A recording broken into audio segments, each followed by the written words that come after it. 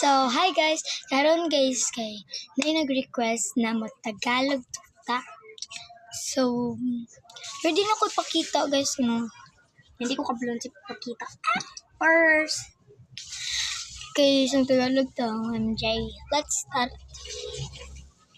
Meron ako nito guys. Parang marunong pa rin ako mag-Tagalog. Kasi, meron akong gagaw na cousin na Tagalog eh. Diba guys? Ang ganda. Uprising siya eh. Pero nasisira. Yung ulo niya ay nawawala. At ito yung humid squishy ko. Oh, ito siya yung body, diba? Diba guys? Ito siya yung body. At meron pa nito ah. Ito yung ulo na niya guys. Pero nasisira na siya. At ito, binigay ako nito ng classmate ko ng paper.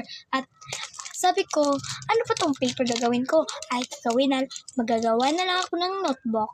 Food. Diba guys? KitKat at legs. And notebook. And meron pa ako nito guys. Binigay sa aking classmate eh. Binigay niya eh.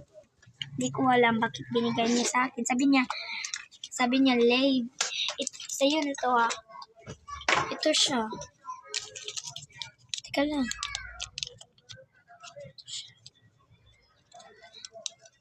A gift for you.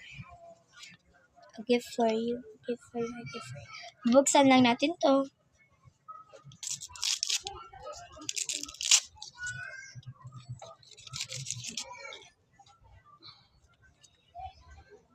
Ito.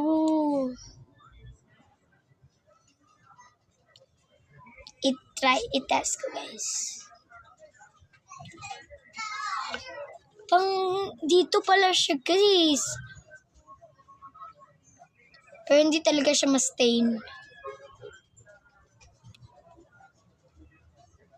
Baho?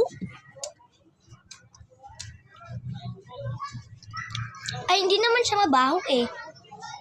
Yung smell niya ay parang raspberry or strawberry guys.